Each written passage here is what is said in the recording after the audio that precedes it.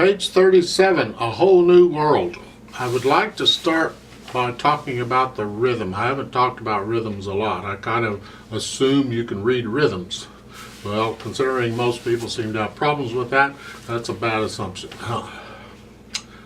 So if you can read rhythms, that's great. More power to you. I'm going to explain this anyway for those who are struggling with it. If you know the piece, you can always kind of play it like you know the piece.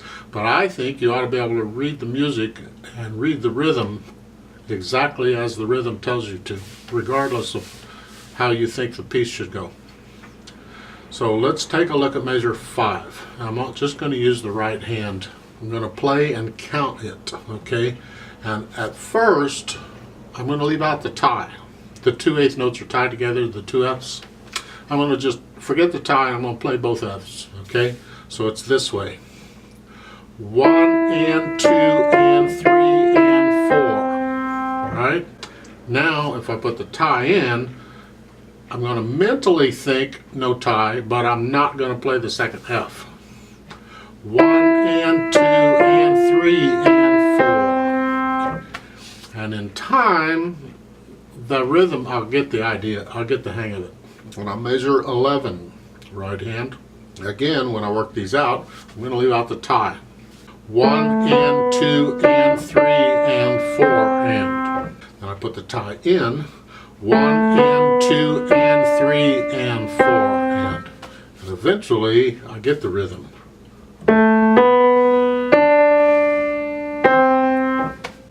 You're going to get these same rhythms throughout the piece, but that's really kind of the tricky part of the rhythm in this. Point out a few little things in the right hand just to make sure you're clear on them. I mean, they're in the music, you can see them. You may not need me to point them out. I'm going to do it anyway, though. Makes the video longer. Measure 9 on page 37. Right hand, you have the 3rd finger on the D. See, up until measure 9, you've been in C position more or less. Okay? Now, at measure 9, you gotta go down 1 key, and it's 3rd finger on D. And then on measure 10, you go down again, but 4th finger on D. Right? So your hands move around a little bit. It's just 1 key at a time. Try and do it without looking down at the keyboard. Measure 20. You've been in this position for measure 19.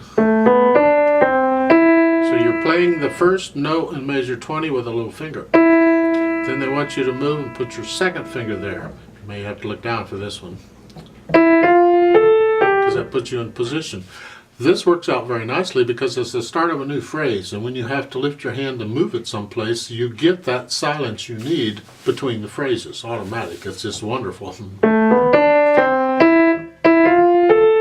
Right, just don't take too long. You don't want to mess up the rhythm. The only other thing I can think of right offhand on the right hand, take a look at the bottom of page 39, last 2 measures.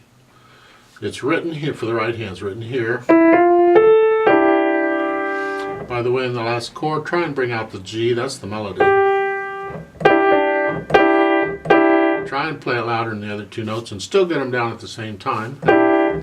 However, there's an 8VA there, so take it up an octave. Obviously, when you move your hand up there, you're going to have to look at the keyboard so you know where you're going. That's quite a stretch there. That's an octave. Take a look at measure 36 going into 37 for the right hand. You're in C position. So you play the F with the 4th finger, and E, and then play the C with the thumb, and they're saying cross over and get the B with the 2nd finger, and then the thumb again on the C. There's another fingering you can try, I like it better, is the first 2 notes are the same, but now in the C, rather than the thumb, I'd reach the index finger over and play it. So I can play the B with the thumb, and then on measure 37 I'd have to play the C with the index finger, but then I could play the rest of the measure and then change hand position back to C position for measure 38. So it's up to you what you do, okay? Now for the left hand, measure 5 again. You're in a C position, more or less. The left hand is kind of stretching out some. Okay, the first line up there, you're stretching it out some. Well, here you are too, because you're starting out on 5 finger, but then you've got to move your thumb up to the A. Now, the last note, you put your 4th finger on D, and then for measure 5, use your thumb on the G, alright? Hold the G down while you play the E and the F. Because that's the way it's written. That G, by the way, is melody anyway. The melody is there, and you want the melody to sound like it's one hand played the whole thing. It kind of flows, it's nice and smooth. You don't want them to think 2 hands are playing the melody. Measure 9. Well, let's start with measure 8. In the left hand, you have a 3-1 on the FA, and then a 2-1. Measure 9, it's 3-1, 2-4. Right. You can work that out. Measure 23 and 24. Page 38, left hand. Your first chord is so. Second chord is fine. And when you go into measure 24, I suggest the 4th finger on the C. Rather than 5-1, use 4-1. They don't give you a fingering, so I'm telling you that's what I recommend you do. At the top of page 39, on measure 31, left hand, you have this chord, the G and the B. Okay. Then you have a G sharp B, and then the AC. Okay? Okay. On measure 35, in the left hand, we have the FA, 2-4, and now they're saying 3-1 for the F sharp A, and that's to try and get you in position for what's coming. For the next chord is the D, B flat, and then another weird change is the next chord. So we have to practice those a bit. Now on measure 35, I would prefer that it be 4-2 on the first one, 3-2 on the second one, and then the 5-1 for the other. To me, that makes more sense.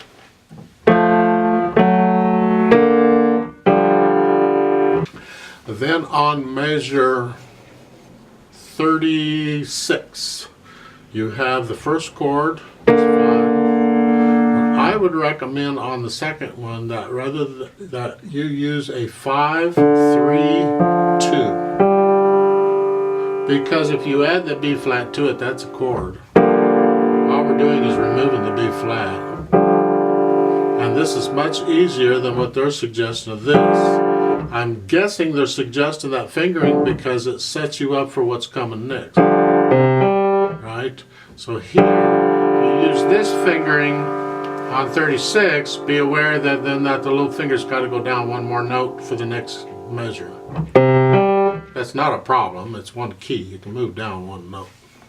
It's my suggestion. Then at the bottom of page 39, it is measure 41 and 42, since we're here. Left hand, you have the C, G, and you cross over the 3rd finger to get the A. It's like in a C scale, no problem. Go all the way up. And the last note is that C, 2 octaves down.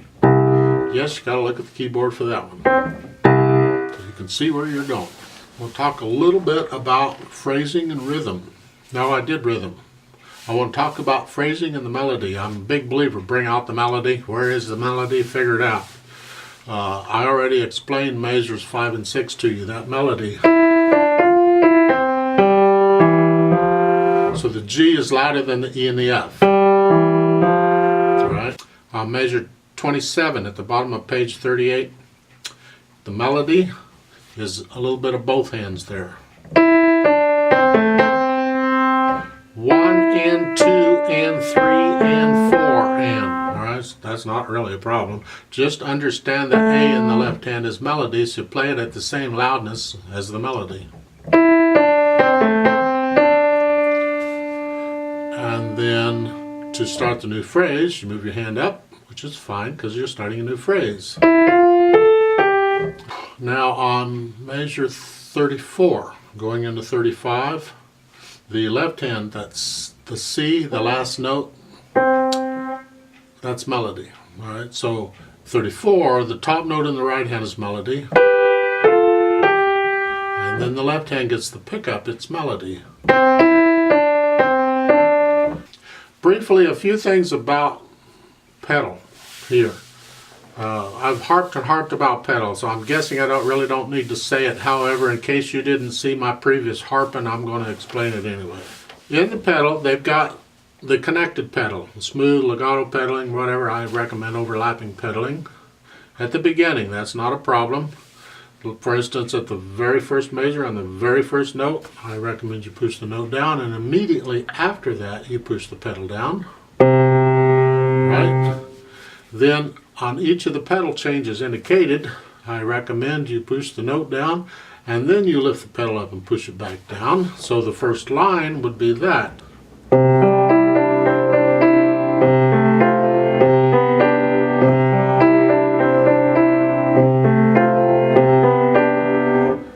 Like that. That's the introduction.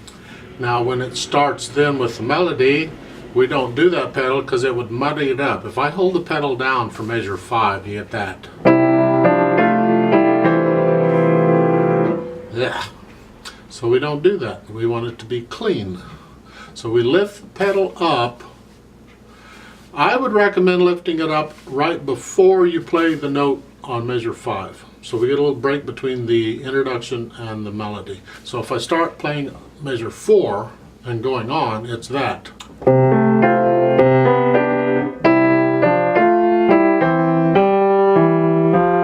See, that's nice and clear. You don't need that. Measure 8, you have melody. Again, push the pedal down immediately after you play the notes, and then play the next notes, and then change. And then before you play the first note in measure 9, lift up so we get a little bit of silence. Like that. Same style on measure 16, going into 17. Then on measure 20, well, starting on measure 19, no pedal. Then right after you play the notes on measure 20, push the pedal down. Then I recommend, okay, I want to hear the phrasing. On measure 20, you have 2 quarter notes in the left hand. You're going to hold them both, 1 full count, don't cheat them. But I want to hear a break between the phrases. In the right hand, here. Well, you can't hold the pedal down for a full count on the second beat because the phrase starts on the last half of the second count, and it doesn't work because it would be this. There's no break there. It's solid sound. So I recommend you lift the pedal up, not the finger, the pedal up right before you play the E. Okay, your left hand has to stay down for the full count. So the left hand stays down when you play the E and comes up when you play the F. But the pedal needs to come up before that, so it's here. So we get a break in sound for the right hand. Again, on measure 22, same basic idea. You have the here and the pedal's down, but you've got a new phrase. So even though you're going to hold the left hand down while you play the E, I'm going to lift the pedal up before I play the E. So I get a silence between the phrases. I want silence. And then when I play the F, I lift the left hand up, right?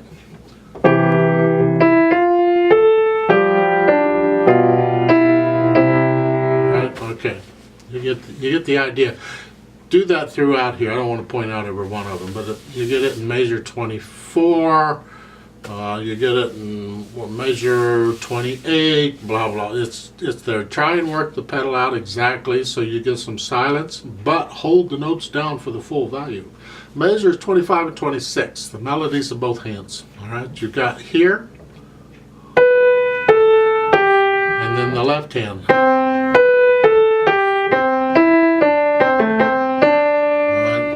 melody, so it's got to sound like melody. It's got to sound like one hand plays the whole thing. All right.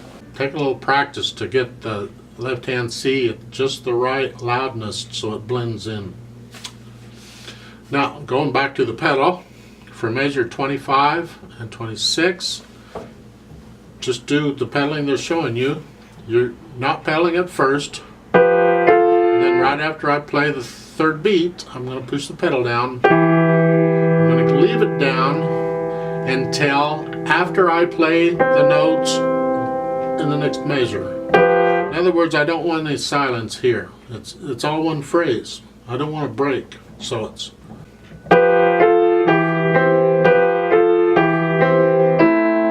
like so. And that phrase goes all the way. It doesn't end at the end of the line. It goes all the way to the next line. That's all one phrase. All right. So at measure 27, it's the same phrase. We don't want any silence in there. You're here. Even though the pedal comes up right after you play the notes, because it's down before, and then then the phrase ends, and we go on to the next phrase.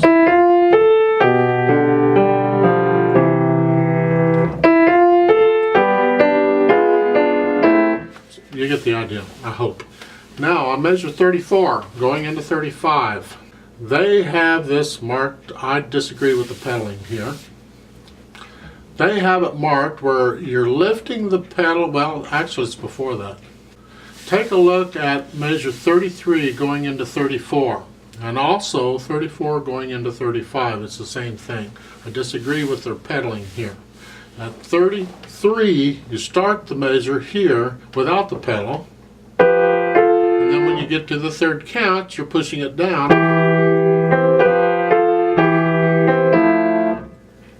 They're saying that gives the illusion it's all one phrase. Now, it's not marked as one phrase, but it is. This is confusing to me. Why do they mark it with separate phrases, but it's all one phrase? You read the words, it's all one sentence. So it's all one phrase. There's no reason it has to be separate phrases, although they're doing it. So I guess it's going to have to be up to you, whether you separate the phrases or not here. If I play it as it's written, it's this.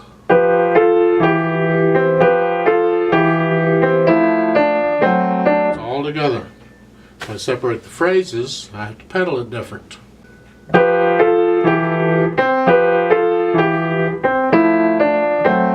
So you decide which you like better, okay? If I separate the phrases, I got to lift the pedal before I play the 8th note, because that's the beginning of the next phrase. Well, when we play this together, I'm not even going to pedal it. I want you to hear the notes, so I'm going to leave the pedal out, but you can decide how you want to pedal it later. Then, starting at measure 37 to the end, it's all connected pedaling. Just the last 2 measures on the pedaling. Just be careful here. We're here.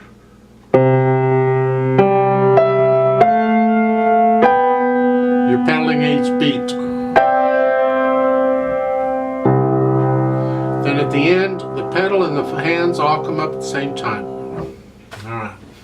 If you have questions on this or playing it or something, you'll put them in the comments, or you can tweet me or find some way of getting in touch with me. I don't know. So we are starting out here. The left hand is here, C position. The right hand is here, C position. And if you're doing pedal, put the foot on the pedal and off we go. I'll give you 4 counts because it's a 4/4 time. Nice and slow. Now we're going to play page 37. We're going to stop. We're going to turn the page. Then I'll count you in again. We're going to play pages 38 and 39 and finish it off.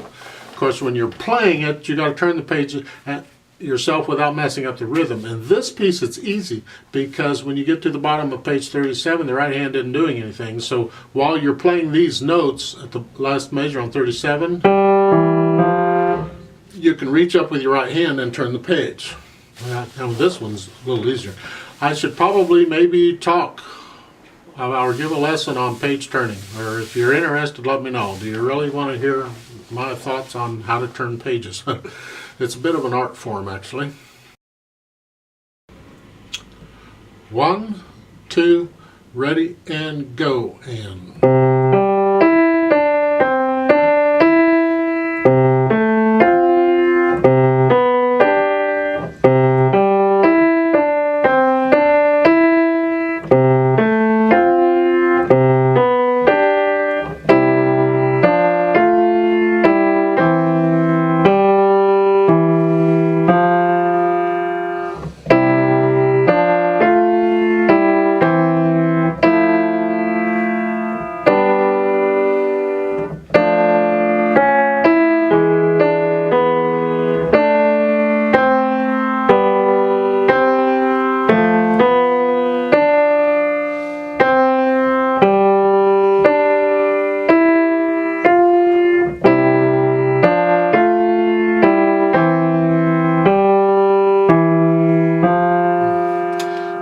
stop. Now turn the page.